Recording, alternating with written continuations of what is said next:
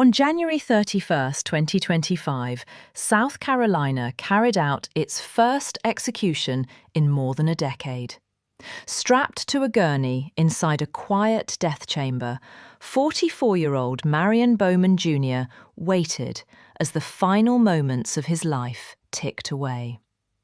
He had just finished an enormous last meal. Fried seafood, chicken, cake, comfort food stacked high.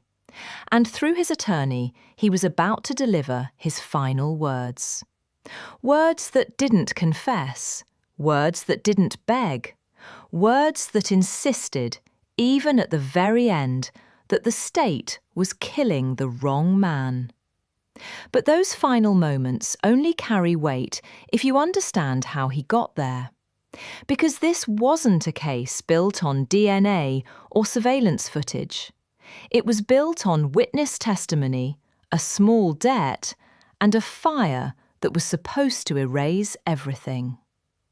To understand why Marian Bowman Jr. spent 23 years on death row before lethal injection silenced him forever, you have to go back to a dark road in South Carolina, and the smoke that first gave everything away. It started as a routine call. Firefighters were dispatched to Dorchester County for a vehicle fire, the kind of thing they'd seen countless times before. A car burning on the side of the road, flames licking into the night air. But as the fire died down and the smoke cleared, they realised this wasn't just an abandoned vehicle gone wrong. Inside the trunk, they found a body. The victim was a 21-year-old woman named Candy Louise Martin. She had been shot multiple times, her body stuffed into the trunk of her own car and left to burn. What was supposed to be destruction turned into evidence. The scene shifted instantly from fire response to homicide investigation. Candy wasn't a stranger. She was a young mother trying to build a life, someone people knew and loved. And as investigators began pulling at the threads of her final hours, one name surfaced almost immediately.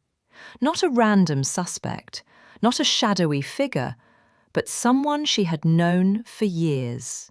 And that connection would lead them straight into something far darker. Marian Bowman Jr. wasn't a stranger lurking on the edges of Candy's life. They'd known each other since high school. Familiar enough to talk, familiar enough to argue, and, according to prosecutors, familiar enough for money to become the breaking point. The amount wasn't huge. In fact, some accounts put it at less than $100. But in the days leading up to Candy's death, that debt seemed to consume Bowman.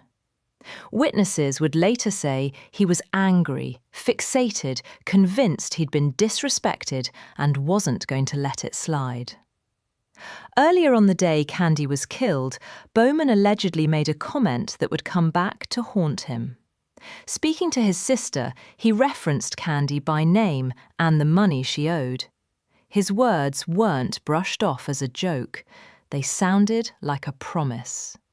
A line that hung in the air long after it was said. His sister would later admit she heard it. She saw something different in him that day, something dark. But no warning was given, no call was made. And as the sun dipped below the horizon, the tension that had been building all day was about to explode. Because that night, Candy got into her car, believing she was heading to a simple meeting, not realising she was driving straight toward the last place she'd ever see alive. No one knows exactly what Marian Bowman Jr. told Candy to get her to meet him that night, what excuse he used, what reason sounded believable enough for her to agree. What is known is that she drove herself to a remote stretch of road, far from streetlights, far from help, where the darkness felt deliberate. There were no witnesses, no nearby homes, just the hum of insects and the quiet that settles in when you're truly alone. Candy stepped out of her car, unaware that every decision she'd made that evening had led her here. That's when Bowman pulled the gun. The first shots shattered the silence. Candy fell to the ground, wounded but still alive, the pain overwhelming and the reality of what was happening crashing down all at once. This wasn't a threat. This wasn't intimidation. This was something far worse. And as she lay there in the dirt, bleeding under the open sky, Candy didn't think about herself. She thought about her child. And what she said next would echo through the courtroom years later, leaving everyone who heard it with the same chilling question. How could anyone listen to that and still pull the trigger again? Lying on the ground, bleeding and terrified, Candy did the only thing she could think to do. She begged. She pleaded. She told Marian Bowman Jr. about her child, about the baby who needed her to come home. She promised she'd get him the money. She swore she wouldn't tell anyone what had happened. Every word was a grasp at life, a desperate attempt to reach whatever humanity might still be left in him. Prosecutors would later say Bowman didn't interrupt her. He didn't turn away. He stood there and listened. He heard her fear. He heard her promises. He heard her talk about the future she still believed she had. And then he raised the gun again. More shots rang out in the darkness, louder this time, final. The pleas stopped. The night went silent. In those moments, the line between rage and cruelty disappeared completely. But even then, it wasn't over, because killing Candy wasn't enough. What came next wasn't about anger anymore. It was about making sure no one ever found out what had happened. With the help of an accomplice, Bowman dragged Candy's body away from the road and into the woods. Blood soaked into the dirt, leaving a trail that would later tell its own story. Every step made it clearer that this wasn't panic, it was purpose. They weren't finished yet.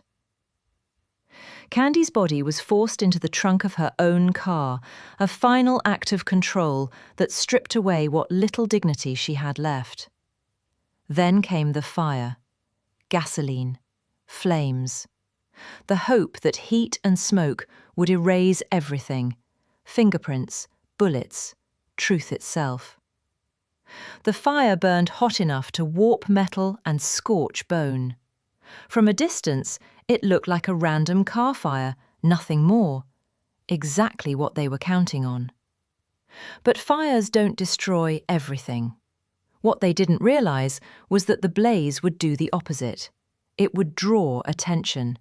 It would bring firefighters, and it would preserve just enough evidence to make sure this crime didn't disappear into the dark. And once investigators started asking questions, the story Bowman thought he'd burned away began to surface piece by piece. By May of 2002, Marian Bowman Jr. was sitting in a courtroom, barely 20 years old, facing a jury that would decide whether he lived or died.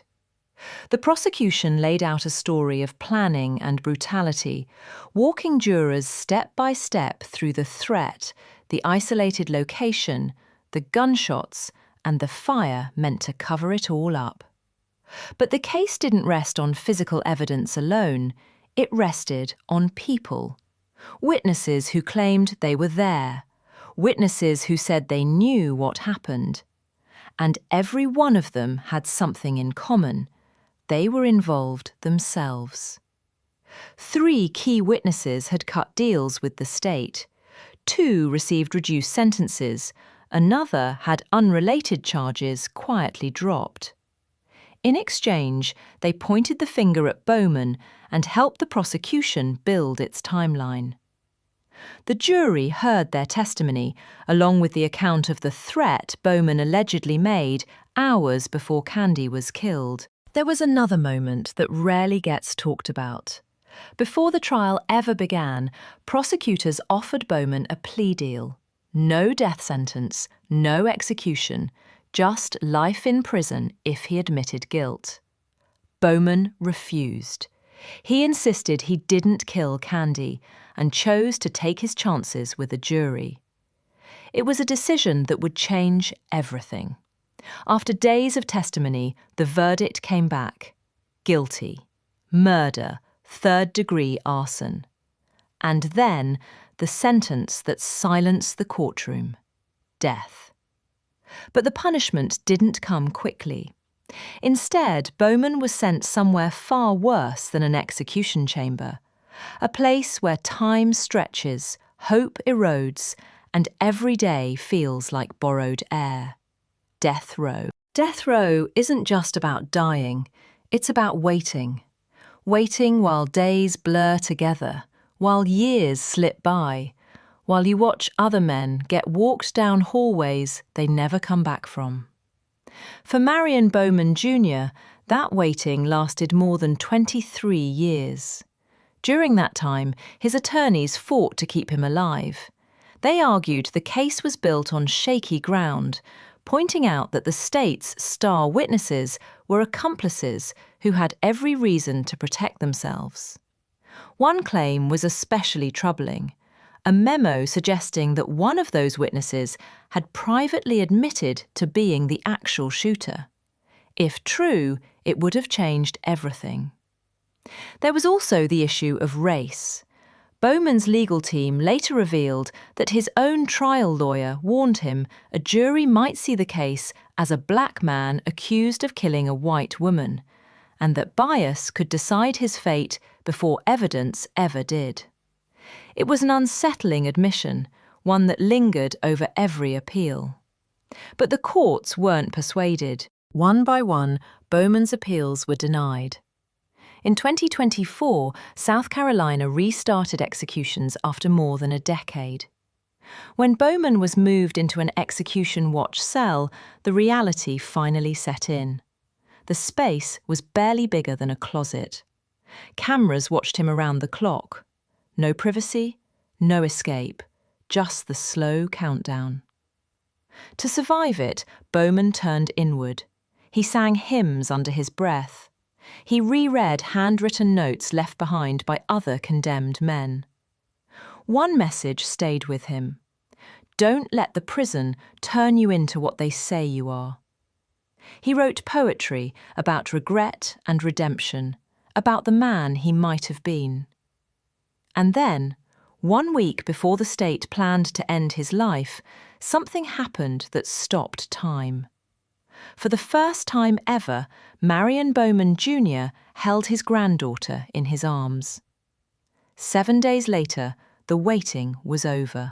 When execution day arrived, Marian Bowman Jr. was offered one last choice, a final meal, and he didn't keep it simple. He ordered a table full of comfort food, fried shrimp, fish and oysters, chicken wings and tenders, onion rings, banana pudding, German chocolate cake, cranberry juice, pineapple juice.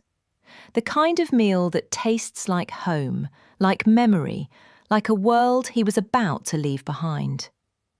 No one knows how much of it he ate. But for a brief moment, his focus wasn't on needles or witnesses or the clock on the wall. It was on food, on something familiar, on being human one last time. At 6:27 p.m. on January 31st, 2025, Marian Bowman Jr. was wheeled into the execution chamber. He was strapped to a gurney, an IV already in his arm. Through the glass, witnesses watched in silence. Bowman glanced toward his attorney, then fixed his eyes on the ceiling. Before the drugs were administered, his lawyer read his final statement. Bowman denied killing Candy Martin, maintaining his innocence to the very end. But he didn't stop there. He addressed Candy's family directly, acknowledging their pain and anger, saying that if his death brought them any sense of peace, then he hoped it could serve some purpose. Then the drugs began to flow. The sedative shut down his body, slowing his breathing until it stopped completely. Minutes later, Marian Bowman Jr. was pronounced dead. He became the first person executed in the United States in 2025.